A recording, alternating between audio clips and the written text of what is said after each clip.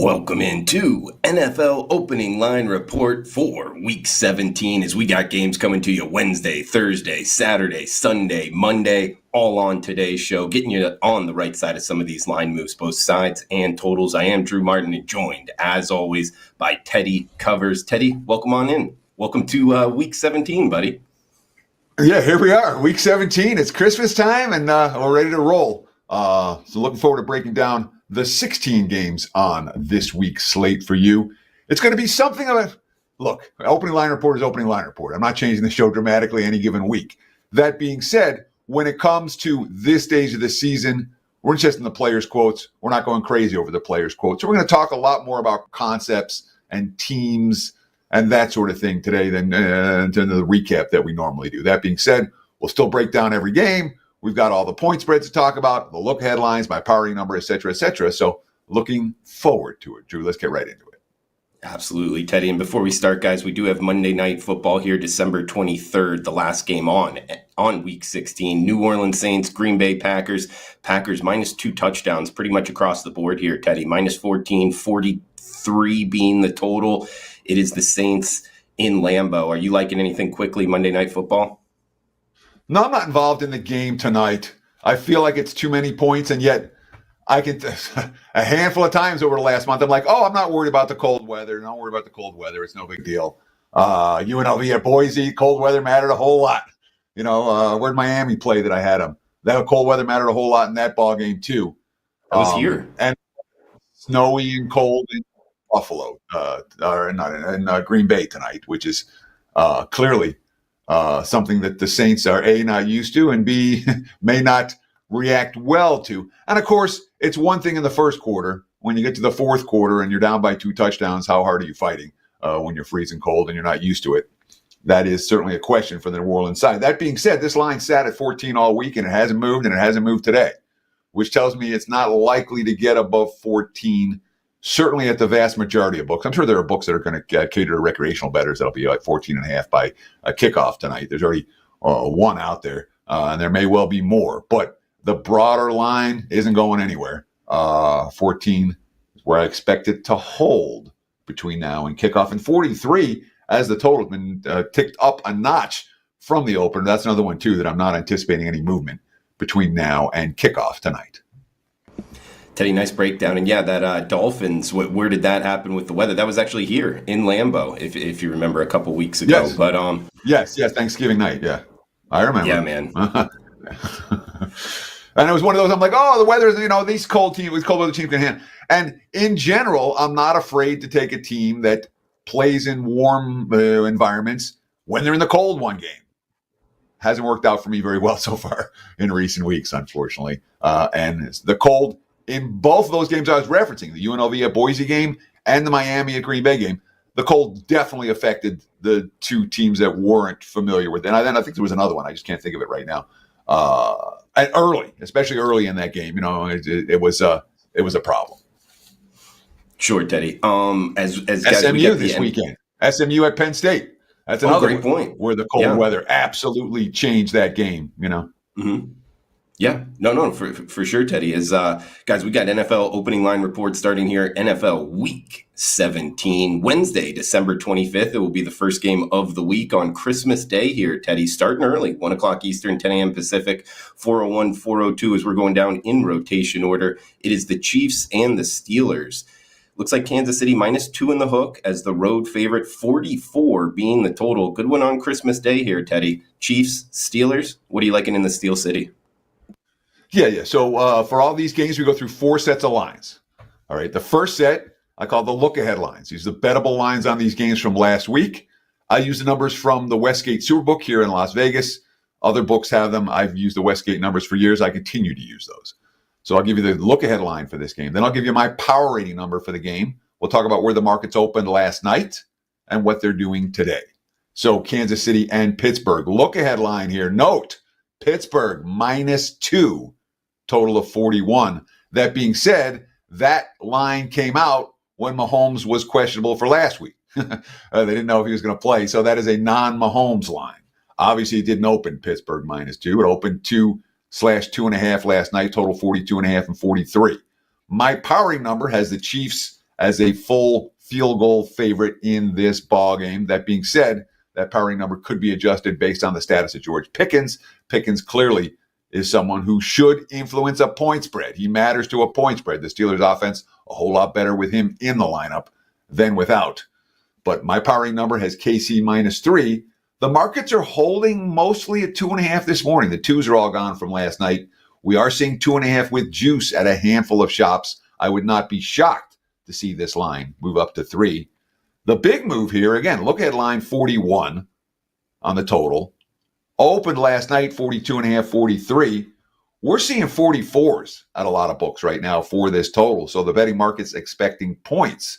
Maybe it's a bet against Pittsburgh's defense. Maybe it's a bet on Pickens coming back. Maybe it's a bet on Kansas City's offense getting better. Nonetheless, over money has been the clear, sharp play for the Christmas Day opener.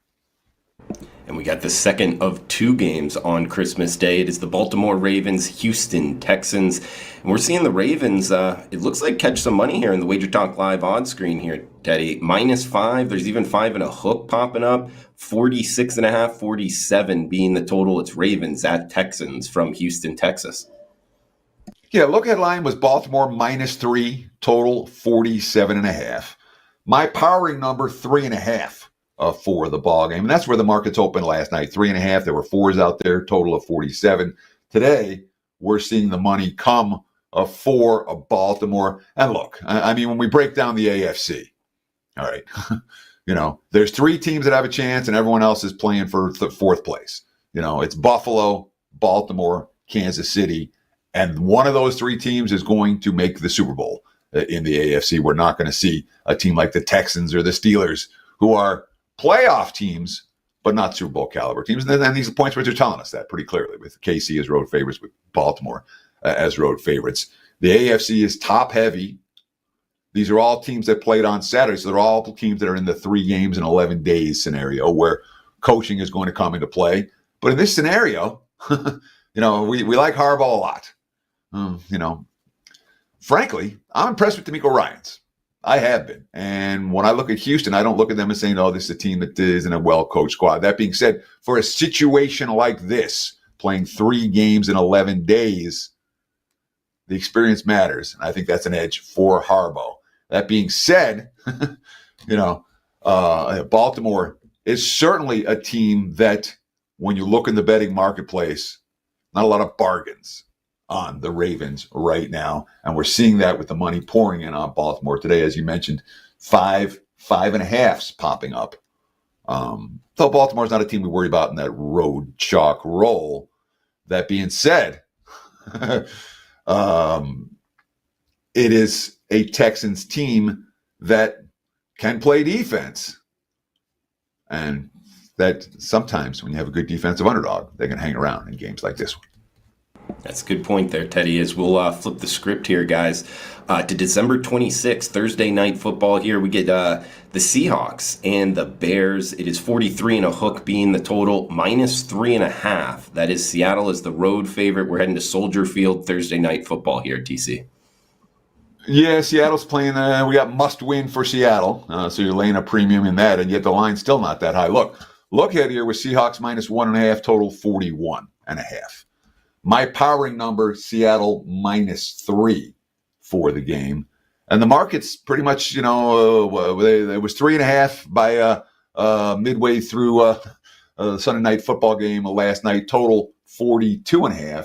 We've seen over money come into 43.5, and now we're seeing 3.5 pretty much across the board. There is some juice on the 3.5 at a handful of books for Seattle. And we'll give the Seahawks credit. They fought the good fight yesterday. They did not find a way to win the ball game. Second straight loss. Again, it's both at home, but they played Green Bay and Minnesota. Now you have, the must-win game in Chicago to keep your playoff hopes alive. And that's why the hook is here. From a true power rating standpoint, it's not a game where the Seahawks be lined in this range necessarily, or lined higher than 3. But given the nature, and you're going to hear a whole lot of this over the course of the next week or two, must win, need to win, etc., etc. Remember this: The M in must win stands for mediocre. If you have to win the game, it's because you weren't a great team to begin with. Of course, the betting markets aren't taking a whole lot of money on Chicago right now. That's the other reason this line is sitting at 3.5. Books got buried. Certainly, books that cater to recreational bettors got buried yesterday with Detroit money again. And it's this Bears team that has gone through some pretty hard times when you think about where they were before the Hail Mary against Washington. Of course, they haven't won a game since. They've lost their last three, 38-13 to a Niners team that hasn't beaten anyone, 31-12, 30-12 to a Vikings team. And again, the divisional games, the first time around, Chicago battled in these divisional games. They lost by a point to Green Bay. They lost by 3 in overtime to Minnesota. They lost by 3 to Detroit. Well, second time around, Minnesota beat them by 18. Detroit beat them by 17 the last 2 tries. And they fought yesterday. They got some red zone stops. They're not good enough. Interesting game. Again, this line's not going down. We're not about to see a bunch of Bears money between now and Thursday. So if you like Seattle, it's not going to hurt you to get on board with a play right here. The question is, are the Seahawks good enough to go on the highway and not just win, but win by margin? And I think a lot of that has to do with what kind of effort we're going to see from Chicago. If they battle, it'll be a game. If they don't, it could get ugly. Like the breakdown, Teddy, and like that M in must win means mediocre. I'm going to remember that one. I'm sure listeners out there as well, man. As we get Saturday, December 28th up next, guys, a triple header, NFL football, as we're starting 10 a.m. Pacific kickoff, 4:07, 4:08, the LA Chargers, New England Patriots. We are seeing total 42 and a hook, -5.5. There is a minus, no, it's mostly -5 and a hook. That is the Bolts as the road favorite here, Teddy. Yeah. So look at line here. Chargers 6, 39.5. My powering number only is the Chargers 4. The markets opened with Chargers and New England 5.5, total of 42 last night. And that's pretty much where we're sitting today, 42.5. Where again, we're seeing a fair bit of over money. And yesterday, a pretty good day for over bettors in the NFL, myself not included, unfortunately. But there were certainly points in bunches, and that's something you worry about in December. We're talking about the weather. Note these moves, over money, over. And we're going to talk about more moves in cold weather places where we're seeing over money. So it's not typical for this time of the year. New England fought the good fight yesterday against Buffalo. They got up to the early lead. It was a sweat in the fourth quarter. They found a way to score late and ended up making the game, a 3-point game against the Bills. Some of that had to do with Buffalo. It was not a bet-on spot for the Bills. If I'd had the guts, I'd have taken New England plus the points yesterday. I'm kicking myself for not making that bet. It was on my short list, and I didn't pull the trigger. That being said, there's some it's not like the Patriots are a quit team. The teams with the first-year head coaches, down the stretch, you expect the effort. And it's not like the Chargers, again, the West Coast team, traveling east, early start game, cold. And it's not like the Chargers are lighting it up offensively these days. I know they had a good game against Denver last week. I know that we'll have extra time to prepare because they played in an early game last week, and that's certainly affected in this number. And, of course, the Chargers, too, are in must-win status, which means you're going to lay an extra half point or a point with LA in a game like this one.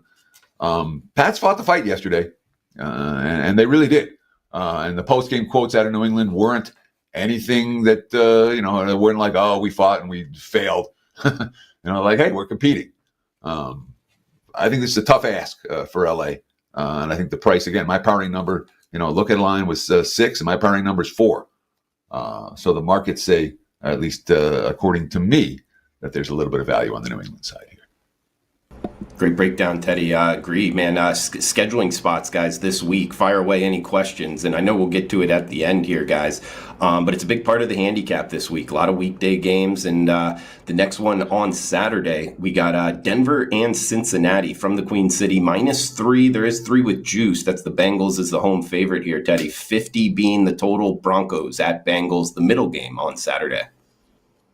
Yeah, look ahead line here. Cincinnati -3.5, 47.5. My powering number is only 2.5 for this ball game. The market's open 3. 48.5 last night. And right now, we're seeing three. There are a couple of 3.5s out there, total as high as 50 in a lot of books. So again, it's in Cincinnati, all right, in late December, and we're seeing over money early week. That's not typical. Of course, it speaks volumes about what the Bengals are nowadays. It's a team that has, Joe Burrow again yesterday against a pretty tough Cleveland defense, making really good decisions, making really good throws. Joe Burrow has played at an MVP level this year. And the Bengals offense continues to be potent. In Denver, we finally saw some cracks. In a defense that had been real good all year, we saw some cracks last week. And certainly traveling to Cincinnati to face a potent offense, not going to be easy for Bo Nix and company. Of course, let's not forget the big prevailing theme in this game. Cincinnati don't make the playoffs if Denver and the Chargers make it. Denver and the Chargers both have the lead, so this is a chance for Cincinnati to face the team that is legitimately taking, right in front of them in the playoff race. And that's a factor in this point spread. That is why I think some of the 3.5s are out there for Cincinnati. They get a chance. They get the team that they need to beat on their home field, and Cincy's certainly in good current form. So I'm not surprised that we're seeing some hooks here. And again, from even though my powering number is a little bit lower, from a situational standpoint, this is clearly a Cincinnati spot at home against the team that's ahead of them in the standings. And I think the markets are reacting to that. And Cincinnati is I know they didn't cash overs yesterday. That had everything to do with Cleveland. But given the state of the Bengals defense, given the potency of that offense, I'm not shocked at all that over is the thought process, even though early week over money in the NFL in Cincinnati in December is something that can be a little bit dicey. Sure, that is rolling the dice, but a good one in the Queen City. And heading down here to the nightcap, Saturday, December 28th, we get an NFC West battle. Arizona and the LA Rams. It is the Rams minus 6-point home favorites, 48 being the total. Cardinals at Rams. Next game up, Teddy. Yeah, this is, again, Saturday night, December 28th, one of those weeks where, and when we look at Sunday's card, look at all these great games we're going through, or a lot of these great games we're going through. This might be the single worst slate of games for an NFL Sunday that I've ever seen ever. So enjoy the football on Wednesday, Thursday, and Saturday, because Sunday's football, there's a handful of marquee games, but there's a lot of really ugly matchups. Arizona and LA. Look ahead line, Rams minus 3.5, total of 49. My powering number, Rams minus 5.5. I downgraded Arizona pretty significantly off the loss to Carolina yesterday that ended their playoff hopes. Look ahead line here. Look ahead line was 3.5. My powering number is 5.5. The markets opened 5.5 and 48.5 last night. The 5.5's already gone. It's 6s out there for LA against Arizona right now. Total 48.5, pretty much holding. So we're not seeing much movement on that total. Arizona fought yesterday. They fell behind early. They made a bunch of mistakes, had a horrible first quarter, rallied back again, and then found a way to lose it. They actually tried to give Carolina the game a couple of different times at the end of regulation in OT, going for it on fourth down from their deep in their own territory, getting the conversion, and then end up being in a 4th and 28 anyway on the next series. And once they punted, I'm telling you, there was a quit team. You look at the look on Kyler Murray's face. You read the quotes after the game. You look at the way the defense played that last possession. I worry about Arizona's ability to get back up this week. I really do. And the Rams didn't play well. It was an ugly slog in New York yesterday. Found a way. And again, the defense making plays in a way that they weren't making earlier in the season. The Rams are a team that has, again, another slow start this year. Last year, they had a slow start, went in the postseason, won a playoff game, and they're looking like that type of team here. I would not be shocked at all if the Rams continue to take money between now and kickoff. I do worry about Arizona's ability to compete this week. They left everything on the field, and they were out of gas at the end. Turning the page from Saturday to Sunday, December 29th, starting off what Teddy teed up there. maybe not the prettiest day of football. And the top of the card here, not necessarily a pretty one, Teddy, but something sports bettors can love. Indianapolis Colts minus 8-point road favorites now, 40.5, 41 being the total at the New York Giants. Colts at Giants kicking off the Sunday slate here, TC. Look headline, Colts minus 6.5. Shit, is that a 5? Let me see. No, it's a 1. Sorry. I carry my own chicken scratch. Colts minus 6.5, total 41. My powering number, Colts minus 6.5. The markets opened 7.5 and 40 last night, and we're seeing 8s, 40.5 today. Nobody wants the Giants. Nobody wants the Giants. I don't want the Giants. You don't want the Giants. The betting markets are going to struggle to attract Giants money. The Giants' performance yesterday was as ugly as it gets. Of all the dumb things that I've done over the last couple of weeks in the NFL, not having Atlanta on my card yesterday might have been the dumbest. I was right there with the Falcons, and no, Atlanta can't lay this price. And I know Penix can play, and I know the Giants have quit. So the Giants are being priced as a quit team right now. Coach is gone. They have no quarterback. It doesn't matter if it's, again, they're like, oh, it's going to be Drew Lock this week. It's not going to be Tommy DeVito. It's not going to be a Boyle or whatever crap they're running out there. And it makes no difference who the Giants put out at quarterback. It's a team ready for the season to be over, and the market's certainly reflecting that. The question is, can we lay a price with Indy? At Indy, they didn't have much to do much yesterday against Tennessee. Other than hand the ball off and watch Jonathan Taylor click. And he cooked all day against a defense that could not stop. We'll give the Colts offensive line a whole bunch of credit for controlling the line of scrimmage. Do we worry about Indy's defensive collapse down the stretch? The Colts certainly don't have the type of defense that we're generally comfortable laying this price with on the highway. And, Indy, yeah, they're must win. My power rating, 6.5.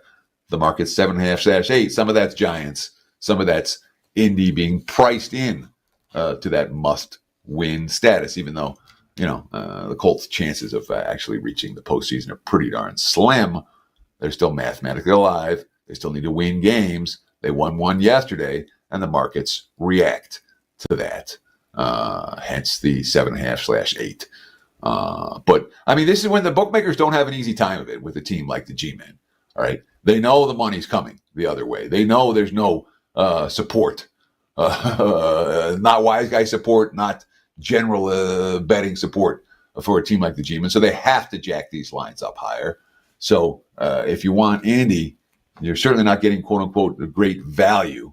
That being said, you're betting on the must-win team and you're betting against the dead team. And sometimes that alone can be profitable, although not always when you're laying more than a TD. And Teddy, for the next few here, feel free to cut me off if you're going in a different order. It gets kind of tricky, guys, later in the season with some of these time changes. But I believe we're going down in rotation order, right? Just let me tell you how I have it. Yep. I've got Atlanta, Washington next, and then we'll get into Raiders, Saints all the way through the games in rotation order for Sunday. So, okay, that's what I got. Here we go. Yeah, 413, 414. Hey, I flexed the Sunday Night Football, so somebody's interested here, and it's the Falcons and the Commanders. Looks like Commanders -4 here, Teddy. 48 being the total. Atlanta at Washington for Sunday Night Football.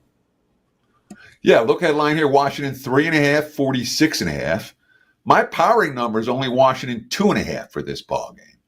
The markets opened 4.5/5 last night, and no surprise to me, we've seen a little bit of Atlanta money down to 4 at most books as we speak. Total, I'm seeing 47s, I'm seeing 48s, and I'm seeing obviously the number in between that duo. So we are seeing some over money for an outdoor game in D.C. in December. Early week over money. Of course, Washington's as dead nuts an over team as there is in the league right now.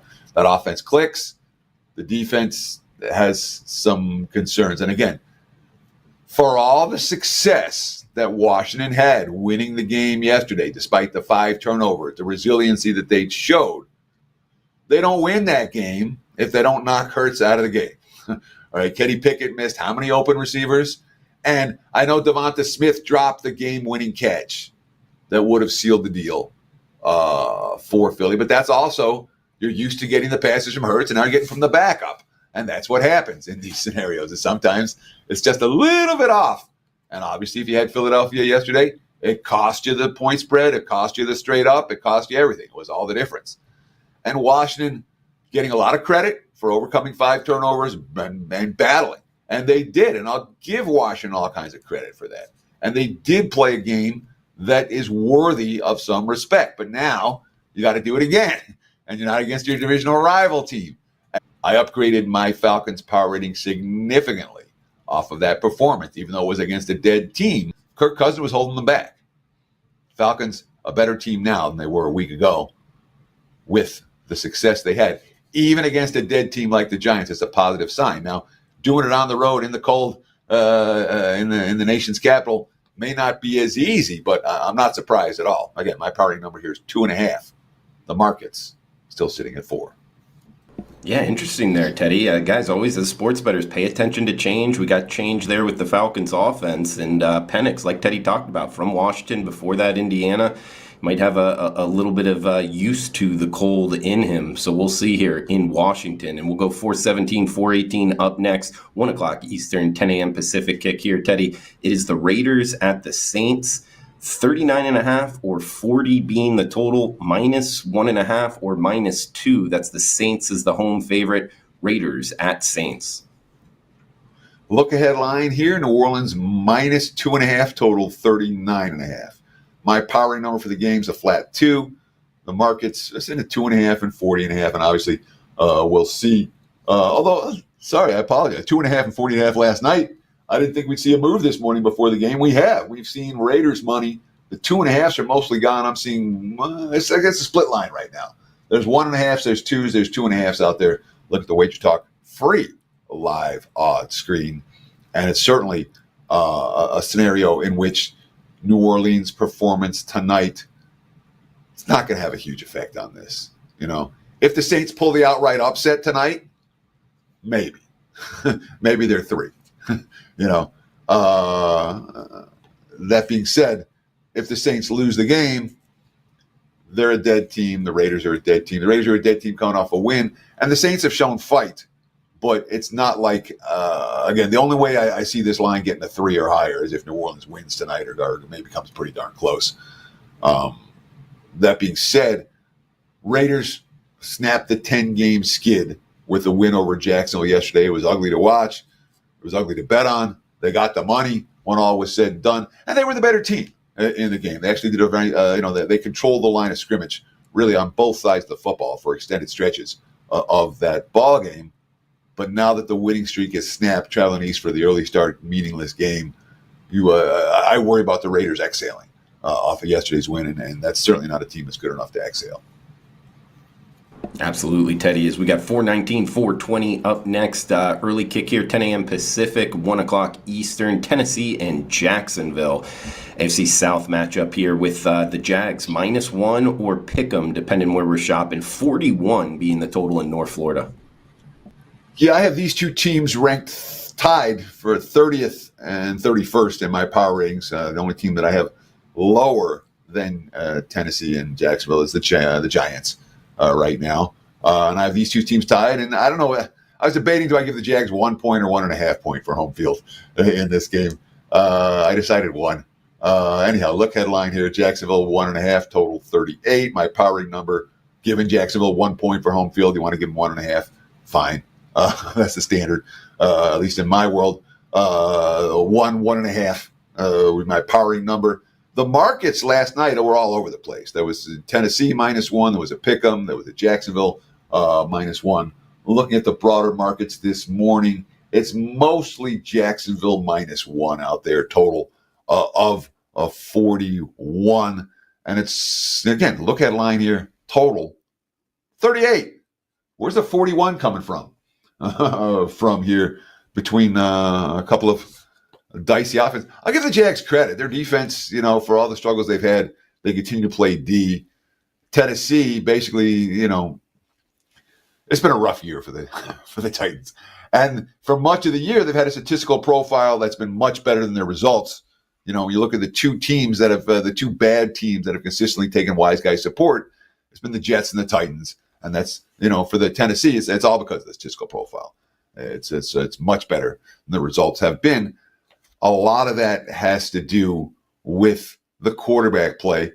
But Mason Rudolph's going to do it. And hey, maybe they found something in the second half against Indy after the defense just got gashed, run over, embarrassed by the Colts. And I'll give Tennessee credit for fighting. I'll give Tennessee credit for continuing to play offense in the ball game and getting a couple of late TDs. I think they recovered an onside kick to make things look better than they did. Nonetheless, Mason Rudolph did find some chemistry in the second half of that ball game. Maybe you find some more here. Certainly versus Levis, I got to say Rudolph is the better of the two QBs to win a game today, but not by that much. Teddy, we'll head down here. 4-2-1, 4-2-2 early kick in Buffalo. We get the Jets and the Bills. AFC East division battle here. It's mostly Bills minus 10. There is 9 and a hook out there. That's the Bills as the home favorite. 46 and a hook being the total. Jets at Bills next game up. Look at line here. Buffalo minus 10 and a half. Total of 47. My powering number, Buffalo minus 11 and a half. Markets open 9.5/10 last night. Total of 46 and a half. And total hasn't moved. And the side hasn't moved since last night. We're still seeing 9.5/10 out there with a 46 and a half. Now, the Bills have clinched the division. They still have an outside shot if Kansas City loses this week to get the number 1 seed. So Buffalo's motivation here likely to change pretty significantly based on Kansas City's result on Christmas Day. So be aware of that. If KC wins that game, the Bills can no longer get the number 1 seed. And that may change things for Sean McDermott and company moving forward. If KC loses that game, it opens things up for Buffalo to be alive for that in Week 18 because they do hold the head-to-head tiebreaker. They beat Kansas City in that first meeting. Now, I was dumb yesterday again, but it was as flat a spot as it was going to be for Buffalo all year, and I didn't pull the trigger on New England because I didn't trust them, and I was stupid. At 14-point dog. And the Bills played like a flat. And I'll give them credit for coming back and taking control of the game. It was actually a sweat if you had New England in the fourth quarter before they scored that late TD. But I'm going to give the Bills credit for that performance, not rip them for that performance. It wasn't a good spot for Buffalo, and they still found a way. As for the Jets, the Jets had their chances against L.A. I did not like their body language after the game. I did not like their body language in the fourth quarter. I did not like their post-game quotes. The Jets are a team that I have a hard time, they playing in the cold in Buffalo and executing this week. I worry about the spot for the Bills. I know I will not be on the Jets, Jets. That looked like a team that was done yesterday. And if you're done yesterday, traveling to Buffalo isn't going to make it a whole lot easier in Week 17. Great points there with the schedule and motivation, Teddy, as we got Carolina Panthers, Tampa Bay Bucks up next. Bucks off of Sunday Night Football, laying 8 here at home, -8 pretty much across the board. That's Tampa Bay as the home favorite. 49.5 being the total. Panthers at Bucks from Raymond James. Yeah, look headline here, Bucks -8.5, 47. My powering number is 8. Was 8 last night at the open. We're looking at 8 today, pretty much across the board. Total of 49.5 as we speak. And again, look ahead total 47, 49.5 right here for Tampa this week. And obviously they didn't play well on Sunday Night Football last night, a national TV loss to Dallas. We'll give Dallas some credit for looking good in that ball game. We're coming to play. And Tampa made things interesting. They didn't make things interesting enough when all was said and done. Had a couple of chances at the end and weren't able to take advantage. And of course, from a what does this mean for Tampa moving forward, all of a sudden Tampa's tied with Atlanta, and Atlanta holds a tiebreaker edge, and they ain't getting a wild card spot. So it's a little bit of a sweat here for Todd Bowles and company. The urgency ratchets up a little bit, and Carolina's a team they're supposed to be able to beat. It's a bad Panthers team. They left it all on the field yesterday. We'll give them credit. They found it, and they played well enough to win, and they responded to adversity. But I do worry about the last place teams coming off a late season win, going on the road, facing a team that needs it, and a team that didn't play well last week. Certainly, from a spot situation, teams like Carolina can and do exhale, and Tampa's good enough to win this game by margin if they play well. That being said, the first-year head coach, the teams with those first-year head coaches, you don't expect the late season lapses quite as much. And Carolina's been playing competitive football. When I talked about the teams at the very bottom of my power rating, and the Giants and the Jags and the Titans, note that Carolina wasn't there. They're a notch or two above those teams now, and deservedly so. Yes, they're bottom feeders, but yes, they've been playing competitively. So I don't know that I get involved in this game. I probably don't. Certainly not from a side standpoint. I think there's reasonable cases to be made for both squads, but it's a Bucs team. I'm going to take an aside here for a minute, Drew, because I can. And Merry Christmas, y'all.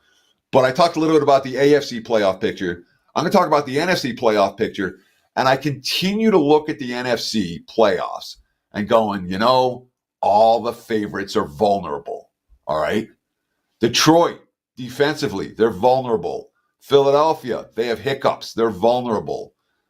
So when I look at, and those are the two clear favorites in the NFC, when I'm looking for future bets for the NFC playoffs, I want a team that's down the list a little bit.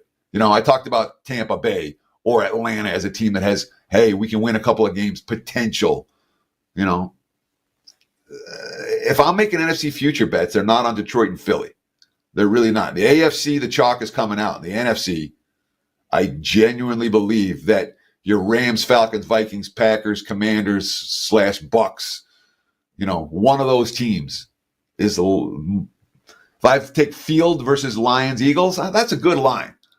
I want to see if I can get a number on that somewhere. What do you price it for the NFC? Field versus Lions, Eagles. I'll take Field in that bet, assuming I'm getting at least pick 'em or perhaps even a plus price, which I don't know that I would get that. I was just doing it in my head, Teddy. I mean, I would maybe start it at minus 110 on both sides, kind of just pick them and see what happens. So let's find the number. I got Field. Yeah, guys, let us know in the comments below. Yeah, for sure, guys. What you would price it at, and hey, if you're finding a sports book with it up, I'll try to look here, Teddy. Not sure if we'll be able to find that. And shout out to our producer, Dan Alexander, helping us with the time change for the next two games, as they're pretty much switched here. The Cowboys and the Eagles, and the Packers and the Vikings, which is what we'll talk here. The afternoon kick, 4:25, 4:26, 1:25 p.m. Pacific, 4:25 Eastern. It is the Packers at the Vikings, 48.5, 49 being the total here, TC. -1 or -1 in the hook. That is the Vikings at home in Minnesota.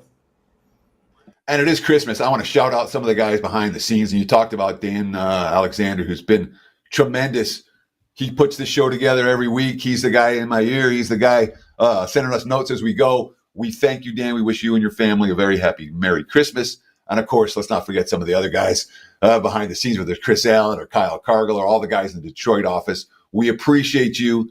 And they help this content. They create, Drew and I talk, but ain't none of us experts on how to get this stuff live on air like these guys are. We print the graphics and all of that. And look, thank you guys. We appreciate all the behind the scenes support from the wagertalk.com staff. Thank you. Sorry, I got distracted there. What are we talking? We're talking Green Bay at Minnesota. Minnesota -1 in the hook at home. Good game, huh? Fine, yeah. This is the one that's good on Sunday. And, of course, they flexed it out to Sunday afternoon, which they probably should have. Look headline here, Minnesota -1, total of 49. My powering number, Minnesota, I have a pick /1, so it's really a half point for the Vikings, which there is no -0.5 line, so I just write a pick /1 when it comes up with that. But with home field, I have Minnesota -0.5 point. Markets open 1.5, 48.5. Last night, and that's pretty much where we're sitting now. There are some 49s out there for the total again. Over money off the opener at Minnesota, and it's just I don't know. It's not a weather game, but it's still it's not what we always expect to see at this time of the year. Certainly, it's a Vikings team that the betting markets have mispriced for extended stretches this year. We talk about Minnesota and what they've been able to accomplish. I don't want to hear any of this, well, it's Sam Darnold anymore. Sam Darnold's made plays all year, and he made plays last week, and he made plays on the road, and he's made plays in every game. All right. Sam Darnold's playing like a former number one, was he? No, I don't know if he's the number one overall pick. He was certainly one of the top 5. Sam Darnold's good right now behind this offensive line with these pass catchers and this running game and this defense. And Minnesota's so well coached right now. They really are. It's not like Green Bay isn't. And the Packers, not a team I'm going to rush to step in front of necessarily. When I have, it hasn't gone well. But look at that. I mean, again, this point spread is telling us these two teams are power rated basically even right now. And Green Bay's been the higher power rated team all year. So I guess the markets are finally starting to show Minnesota perhaps the respect they deserve. After all, it's only week 17. And speaking of Dan Alexander, his Philadelphia Eagles are the next game up, and they're laying 10 at home. There is a 9 and a hook out there as well. We're talking the Dallas Cowboys, Philadelphia Eagles up next. Philadelphia mostly minus 10, minus 9 and a hook here, TC. 43 being the total Cowboys at Eagles. Yeah, so look headline here, Philly minus 11.5, total 43.5. My powering number only come 8 for the game. And that's a Jalen Hurts powering number for what it's worth. So I'm a little bit higher on the markets than I'm a little bit higher on Dallas, I guess, right now than the markets would be. We're seeing 9.5s and 10s. And then last night there were lines all over the place on this. I didn't trust the screen. So I put a big X there because Dallas was playing because there was 7 and there was 11 and I wasn't sure what was right and what was stale and what didn't update properly. So I just put an X there. Bottom line is today, we're seeing 9.5/10 for Philadelphia. I'm assuming that Jalen Hurts' the concussion issue will be solved by next week. So are the markets. Again, this will be a 7 if it's Kenny Pickett, a 7 or lower if it's Pickett in this ballgame. He's officially listed as questionable right now with a concussion. Knocked him out of yesterday's game. And again, Philadelphia wins that game if Hurts is in the lineup. Pickett's not as good. And the markets should react accordingly.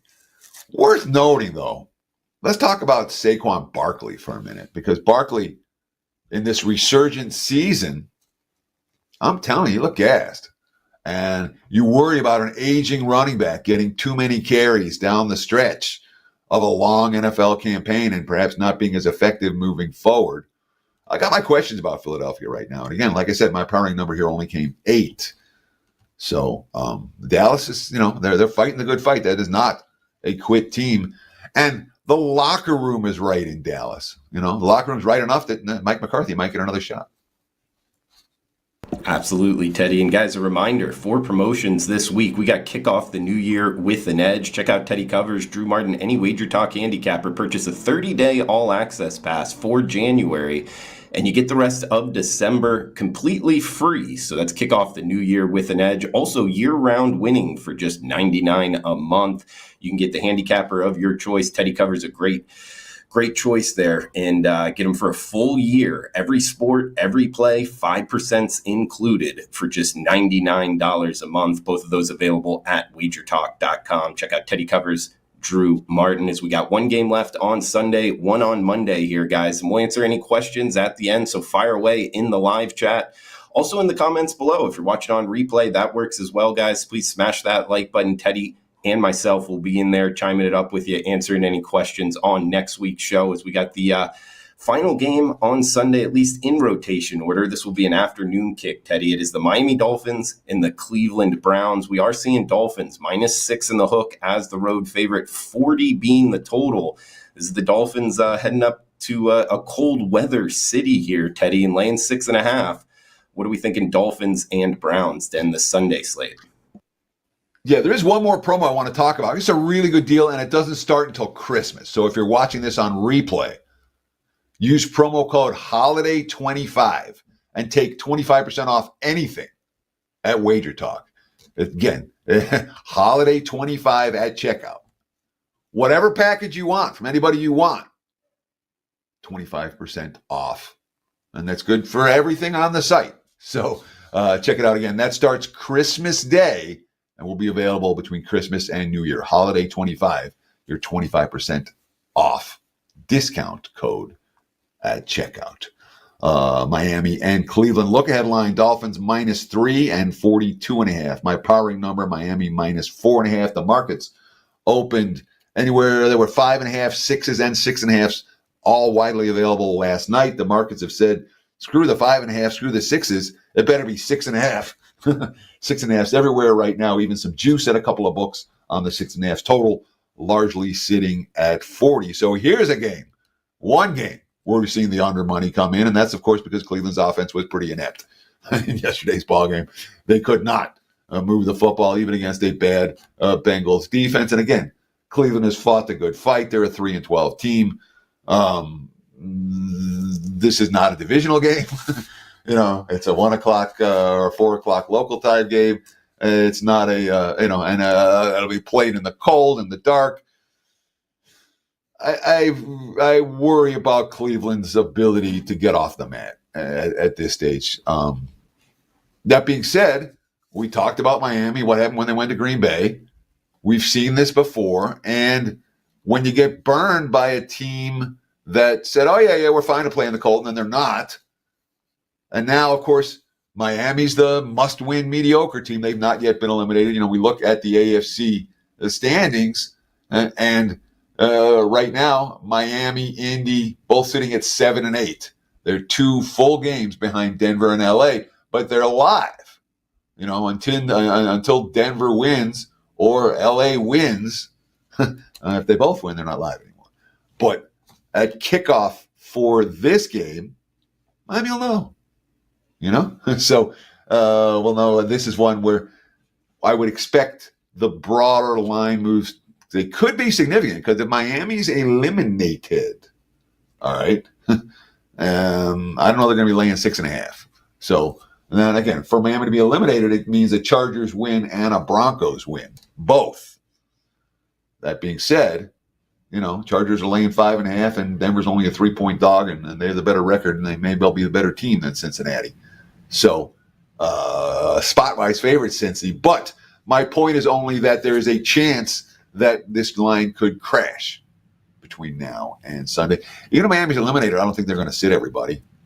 So maybe the line crashes for no reason. All that being said, this game has line move potential. Pay attention to what's going on around you, and you may be able to get advantage of a good number before the markets react. We got Monday Night Football here for Week 17, guys, December 30th. It is the Detroit Lions, San Francisco 49ers. Monday Night Football here, Teddy, -3.5 at most shops. There is 3 with juice, that being the Detroit Lions as the road favorite. 51.5 being the total. Lions at Niners, Monday Night Football. Look headline here, Detroit -2.5, total 51.5. My powering number is Detroit -7. Okay. So markets are 3.5. There is even a 3 out there right now, total 51.5. So total really hasn't moved, but there's a clear disconnect. And I think it's on both teams. My powering number for San Francisco, lower than the markets. My powering in Detroit, higher than the markets. Yes, Detroit has had a bunch of defensive injuries. Okay. Show me on the field, with the exception of the one game against elite Buffalo, how those defensive injuries have made the Lions a much weaker squad. If they're facing an elite offense, we worry about them. But they're facing San Francisco right now. That's not an elite offense. And Detroit certainly has the body, they certainly have the mentality, and they certainly haven't shown any signs of letting down. And oh, by the way, could have sworn San Fran knocked them out of the playoffs last year. That Detroit could clinch home field with this W. Detroit's coming, I would think. And San Fran, they are what they are. Okay, you have the team that made the deep playoff run multiple years in a row, and this year it ain't happening, and the effort's not there. And the sniping is there. And, I would not be surprised at all. And again, I'm seeing 3s out there in the markets right now. At sharp books. Not with my money. I'll leave it. Yeah. It's again, my party number for the game is 7. Great stuff, Teddy. Hey, I mean, we're talking, are we going to have enough this late in the season? Teddy, we can't talk about that anymore, man. That was jam-packed with great information, and sure enough, we're up against it time-wise again, but we do have a couple questions from last week's show in the live chat here, Teddy. Teddy, you brought up a couple times the line could move due to games beforehand, one being the Bills, if they clinch. Also, you just talked about there the Dolphins, if they're eliminated in the possible line move. My question is, that's kind of a tough handicap. What is that line move? It's not like home field advantage worth 1.5 or a quarterback is worth this. That's a very difficult one to actually put a number on. How do you handle those situations? That's a great question, Drew. And listen, we appreciate all the likes. We appreciate all the comments. I'll get into the, I can't promise I'm going to do it 5 times this week, but I'll get into the comments section and try to reply to every comment I can over the course of the next 24 hours for sure. So we appreciate you guys very, very much. And of course, if you haven't already subscribed to the Wager Talk YouTube channel, I don't even know what the number is. It was like 180,000. Who knows? We're trying to get to 200,000 by the end of the year. I don't know if we're getting there or not, but if you haven't subscribed, do it. When you talk about how much it affects the point spread, it starts with this. All right. If a team gets eliminated and then, this guy's not going to play and that guy's not going to play and that guy's not going to play, you get a sense of the mentality of that team that's no longer postseason eligible. And that is certainly something that you want to respond to. But how do you quantify it? The answer is you don't. And that's where the nuance comes in. And that's where, in some cases, the recreational bettor has the edge over the mathematically inclined bettor who needs to quantify this stuff. Say, all right, it's got to be worth the 3.5 points. In my mind, the non-quantifiers are sometimes better assessed to read the tea leaves in these type of scenarios. So I'm very much interested in coaches' quotes. I'm very much interested in who's going to sit. But let's just take Miami-Cleveland. Let's say Miami gets eliminated, all right, before kickoff. But all that offense starters are going to play, you're not going to see a big line move. You're not going to see the markets go nuts necessarily. And what you'll oftentimes see is, buying the rumor, selling the news. When you talk about how to beat the stock market, you'll oftentimes see the markets come in. Oh shit! Look, someone's betting Cleveland because Miami's just been eliminated. Bang, bang, bang. The markets overreact, and you see a 1.5. You're like, wow, that was 6.5. Now it's 1.5. That's cheap, and it comes back the other way because the markets overreacted to it, and there is no way to quantify exactly how much a team being eliminated is worth. So that nuance, that inability to quantify it, actually can offer bettors some options and some potential. But honestly, we could probably do a whole show on that, Drew. I feel like I just touched on the tip of it, but conceptually, that's how I would approach it. I like it, Teddy. Yeah. Guys, we got some, in past shows, we used to incorporate the college football playoff when it got to 4 teams as part of the NFL opening line report. I mean, we got 8 teams left here, Teddy. Some guys asking. Of course, this past week in the college football playoff, it was all favorite city at home. This upcoming week, now granted, we'll still have a Monday show next week, but I guess opening line report style, Penn State, Boise State, we're seeing 10.5, 11. That's Penn State is the road favorite. We got Texas, Arizona State, -14. That's the Longhorns as the favorite. Ohio State, Oregon. It is Ohio State, the Buckeyes, -2 in the hook against Oregon in the Rose Bowl. And Notre Dame in Georgia. Looks like Georgia -2 or -1.5. And that one being in Caesars Superdome in New Orleans. Those are the 4 games here. So no weather aspect likely in these games, 3 of them being dome games. Did you want to throw out anything quickly, getting to round 2 here, New Year's Eve, New Year's Day with the college football playoff, Teddy? Sure. So I'm absolutely happy to talk about it, although it's not anything I've done a lick worth of work on yet. All right. So everything I'm going is just gut reaction and all of that, because these are games that aren't going to be played till next week.